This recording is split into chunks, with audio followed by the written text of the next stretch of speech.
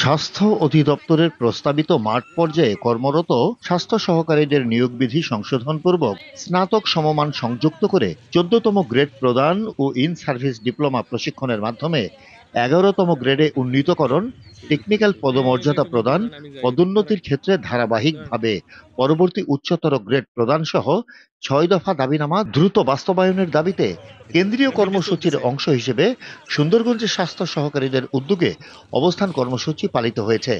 মঙ্গলবার সকালে উপজেলা স্বাস্থ্য কমপ্লেক্সের সামনে বাংলাদেশ হেলথ অ্যাসিস্ট্যান্ট অ্যাসোসিয়েশনের সুন্দরগঞ্জ উপজেলা শাখার উদ্যোগে আয়োজিত অবস্থান কর্মসূচিতে উপজেলায় কর্মরত স্বাস্থ্য সহকারীরা বক্তব্য রাখেন। এ সময় তারা বলেন, মাঠ পর্যায়ের স্বাস্থ্য সহকারীরা জনগণের দোরগোড়ায় স্বাস্থ্যসেবা পৌঁছে দিতে নিরলসভাবে কাজ করে যাচ্ছে, কিন্তু বঞ্চিত করা হচ্ছে প্রাপ্য মর্যাদা ও সুযোগ সুবিধা থেকে।